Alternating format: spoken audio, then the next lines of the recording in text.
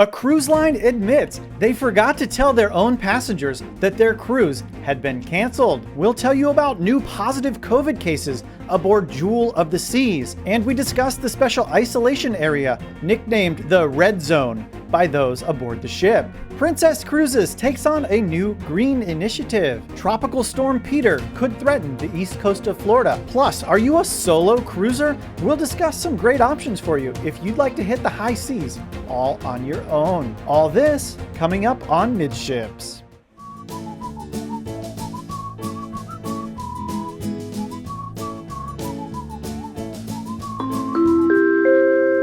Hey, welcome to the Midships YouTube channel. I'm your Captain Corey. We're so glad to have you here today. Wait, what are these on my wrist?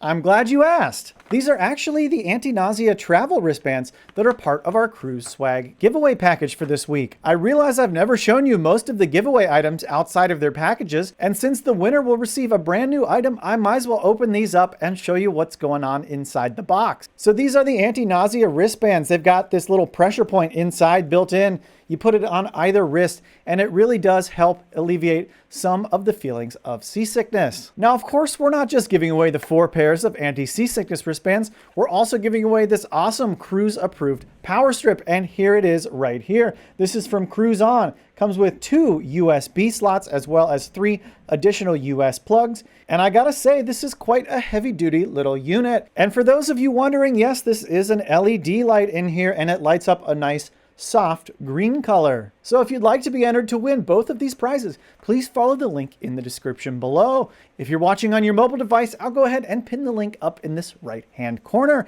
Now, if you just can't wait to get your hands on any of this week's giveaway items, or you'd like to check out any of the other awesome cruise swag that we've given away over the last month here on the channel, there are Amazon affiliate links in the description below. Even clicking on the link does help support the channel, and all the Amazon affiliate commissions I make, I put right back into new giveaway items. Okay, so we're gonna set the scene here now for this cancellation story that I teased at the open of today's video. And I'm really glad my ring light is dead and I've got this super moody, almost emo type lighting in here because it's perfect to go along with such a crappy story. From ABC News 5, Cleveland by Leah Pizzetti. Cruise line admits it forgot to tell passengers their trip was canceled. A Nevada couple who was set to take a cruise on Holland America Line never received an email informing them their trip had been canceled, and they only found out about the delay because they called to ask a question. Even then, the cruise line still was confused. Kurt and Liza Mayer were set to go on a cruise yesterday down the California coast that departed San Diego. The cruise line canceled the itinerary at the end of August and sent an email informing passengers of their decision. The Mayers never received that email. Kurt Mayer said after they booked their trip on August 17th, they did not hear anything back from the company. They downloaded the app for Holland America and could see the clock ticking down to their trip. And I am so sorry if you hear all of that thunder in the background of today's video. I'm not sure if the microphone's picking it up, but we are getting a crazy electrical storm right now here in Central Florida. So it is booming out there. Hopefully the lights stay on so I can finish this up. We're already down 1 ring light. I don't want to lose the rest of them and be recording this in front of a dang candle. Kurt said his wife called the cruise line asking a question related to COVID-19. She spoke with an employee and that employee never mentioned their trip had been canceled. Then 2 days later, she called with another question. On that occasion, a Holland America employee did inform them that their cruise had been canceled, but the plot thickens further. And we have a quote here from Kurt. "This is the first time my wife had been informed the cruise was canceled. The couple said Liza was put on hold by the representative from Holland America, so her husband Kurt called on another phone to try to get help and answers. He was shocked to get someone on the line who said the trip was not canceled." So put yourself in this couple's shoes right now. They are both on the phone with Holland America simultaneously. One representative says, "No way, you ain't cruising," and the other one says, "Oh yeah, you're good, your cruise is still on." What the heck? After multiple back and forth phone calls and employees relaying inconsistent messages, they decided to request a refund, frustrated about all the confusion. Kurt said, even if the cruise had been canceled on the 25th, like Holland America claims, and they'd sent an email that we never saw or had accidentally deleted, we still had 3 people on Monday and 2 on Wednesday who all told us the cruise was still sailing. Kurt initially admitted he could have missed the cancellation email, but it turns out he didn't. The couple reached out to ABC 10 News to try to find answers, and a spokesperson for the company told ABC News that a mistake had been made. And now we'll read Holland America's statement regarding what exactly happened to the Mare's cancellation. Holland America Line sincerely apologizes that Mr. and Mrs. Mare were not informed about the cancellation of their cruise on Zuiderdam. All guests should have been contacted per our cancellation system, and we regret that there was a failure. We are looking into why this happened so that we can improve our procedures and training for future situations. We will work with the Mares to reaccommodate them on another cruise of their choice at the same special offer they initially received. And this story wraps up, unfortunately, on an equally frustrating note because there's no clear reason why this happened to this one particular family, but it sounds like at least Holland America was willing to admit their mistake, which is no small feat for a company in 2021. So hopefully the Mares make it back on board Zuiderdam despite this one-off bad experience. So what do you think about this cancellation story? I'd love to hear your opinions in the comments below. Do you think the Mares would have made it all the way to embarkation only to find out their cruise was canceled?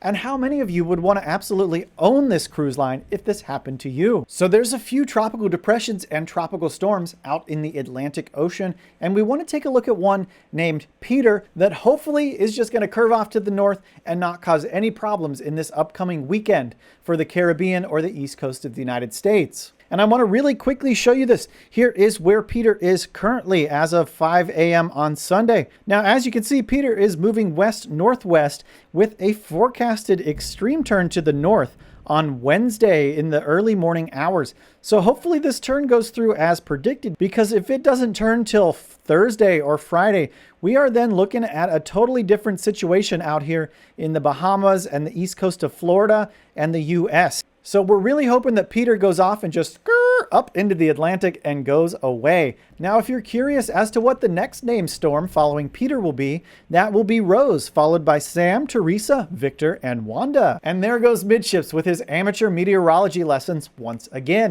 Now let's talk about Carnival Cruise Line, because we officially have restarted 2 additional ships as of today. We're going to take a quick look at them because the Midships faithful will probably already recognize the names. From cruiseindustrynews.com, Carnival Glory back in action and cruising from New Orleans. The Carnival Glory departed on a 7-night cruise from the port of New Orleans this afternoon, marking the first sailing from the city since the industry-wide pause in operations 18 months ago. To commemorate the occasion, a Back to Fun event was held at the terminal. And in addition to the Glory, we have one other Carnival ship headed out to sea for the first time today. Also from cruiseindustrynews.com. Carnival Dream resumes service in Galveston, Texas. Another Carnival vessel is resuming service today as the Carnival Dream welcomed guests back. Another Carnival vessel is resuming service today as the Carnival Dream welcomed guests back to Texas. The 2009-built Galveston-based ship is kicking off a series of 6- and 8-night cruises to the Eastern Caribbean and the Bahamas. Welcome back, Carnival Glory and Carnival Dream. And if anyone in the Midships family is cruising aboard these 2 fabulous vessels or any other ships, I would love to hear about it on our community Facebook page at facebook.com/midships. Now, a little bit over a month ago, I made a video about how cruise lines are doing some contact tracing and how new wearable technology on board the cruise ships is helping with your total cruise experience. Now, Princess Cruise Lines has amongst the best implementation of this type of technology in their Ocean Medallion, and now we're going to read a story about how they're making it even better. From worldofcruising.co.uk by Lucy Abbott. Princess Cruises launches new sustainable accessory made from reclaimed water bottles. Princess Cruises has revealed a new accessory for its cruise ship technology device, the Ocean Medallion, and it's made from 100% reclaimed ocean plastics. The new accessory, named Ocean Tide, is a wrist strap made from reclaimed water bottles. The Ocean Tide accompanies Princess's Ocean Medallion, a small wearable device that allows you to navigate the ship with ease and gives you the freedom to completely personalize your cruise experience. Now, if you're unfamiliar with the Ocean Medallion, this is a picture of what the accessory looks like. The other day, I was in contact with Jim Walker of JimWalkersCruiseLawNews.com regarding his stance on the cruise industry as a whole, and he made a really good point. And he made a really good point to me that people who absolutely love cruising may be blind to the fact that sometimes things aren't exactly perfect in the cruise industry. So for that reason, I'm going to go ahead and read a story from Jim Walker's cruiselawnews.com about a new COVID outbreak aboard a Royal Caribbean ship. From Jim Walker, cruiselawnews.com.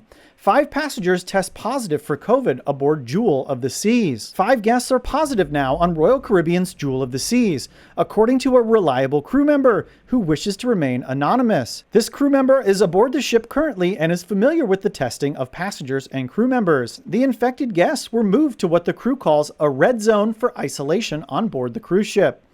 These passengers were disembarked today in Cyprus. COVID-19 tests on Jewel are performed by a company called Eurofins, which conducts the antigen and PCR testing on board.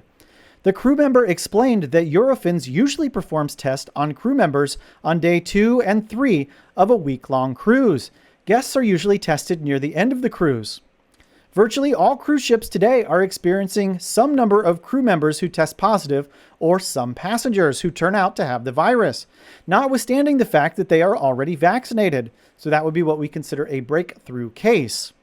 Certain cruise lines are consistently refusing to disclose the number of infected passenger and crew members on their ships. Cruise Law News published a short article entitled "Infected at Sea: The New Normal on Cruise Ships?" Of course, there's also an increasing number of what Jim Walker calls super spreader cruises taking place that the cruise lines are trying to cover up.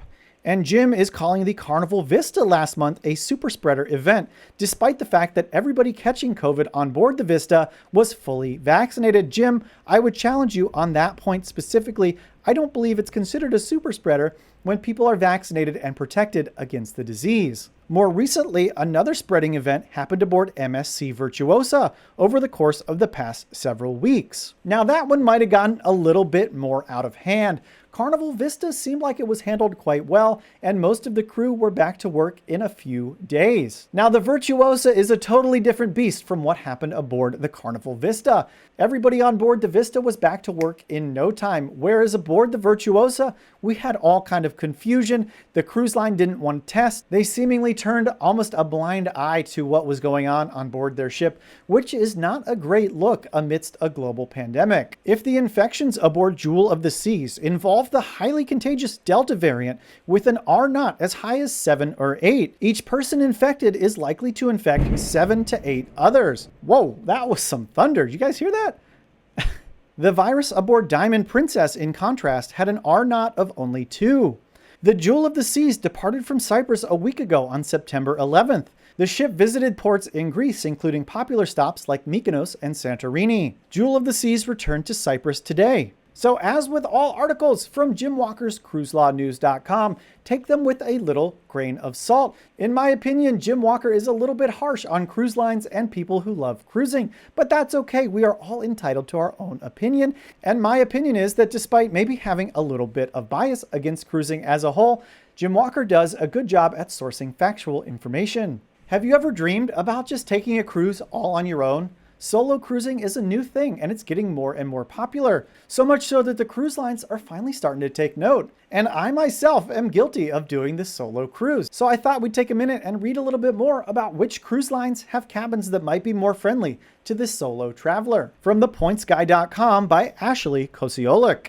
These 8 cabins are great for travelers cruising alone. If you're new to cruising, you might not know that cruise cabins on most ships are designed for a minimum of 2 people. This means that the cruise line expects you to pay for 2 cruisers per cabin. If you choose to sail alone in the stateroom meant for 2, you'll almost always be charged a double occupancy rate, meaning you pay for 2 full cruise fares even though it's just you alone in the room. With solo cruising on the rise, cruise lines have begun to take note and are adding accommodations for solo travelers on their newest ships. Some have even outfitted older vessels to offer accommodations for a single traveler. Although they can be more pricey, they usually represent some savings versus what you'd pay for a voyage in a cabin meant for 2.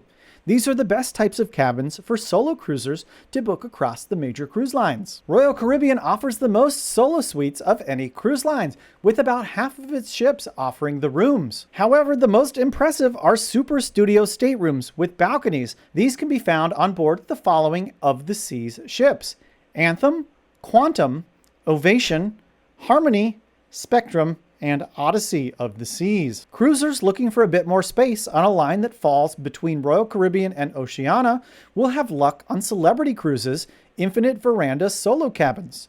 Unlike traditional balconies, infinite verandas extend the overall square footage of the cabin, featuring a window that raises and lowers with the push of a button. Passengers can find 16 of these 131 square foot staterooms aboard Celebrity Edge and 24 on Celebrity Apex. Here we have a picture of a Norwegian solo studio cabin. Norwegian was a forerunner in the solo accommodation space, introducing its studio cabins on Norwegian Epic way back in 2010. The rooms are on the small side at just 100 square feet. They're also inside only, so there's no view. But they're great if you're not planning to spend much time in your room. What's unique about NCL studios is that they allow occupants to access a private studio lounge where they can meet other cruisers sailing alone and partake in daily snacks. Studio cabins are available on Norwegian Epic, Breakaway, Getaway, Escape, Bliss, and the Pride of America. Other cruise lines offering the solo travel experience are Virgin Voyages aboard Scarlet Lady, where 46 of their cabins are set up for solo travel, as well as MSC Cruises offers solo insides for one aboard MSC Meraviglia here in the United States. So the author notes that the bottom line of this story is that cruise lines are finally waking up to the fact that solo travelers absolutely hate having to pay 2 cruise fares to cruise by themselves, and they're finally making a little bit of room on board their ships for those of us who enjoy getting away all on our own. A quick reminder, don't forget to get entered for our cruise swag giveaway. The giveaway runs through Wednesday the 22nd of September at noon Eastern, and the link is in the description below to enter. If you made it this far into the video, why haven't you subscribed to the Midships channel yet? We put out new videos every single day with cruise news and information that you need to know to make a better choice for your upcoming travel. And while you're down there looking for your next Midships episode video to watch, why don't you smash the thumbs up button? We really appreciate if you would do that. It tells YouTube that they should keep pushing out our content to new subscribers. And a lot of you know that we have a goal of having 3,000 subscribers by the time we board MSC Divina on September 30th. We're getting so very close. We're at 2,950 as of today, so I think we're going to be able to do it. But if you hit the thumbs up button, it almost guarantees you're going to give us another subscriber. We appreciate you stopping by today. Make sure you check out our Facebook group at facebook.com/midships. And until next time, we'll see you on the Midships.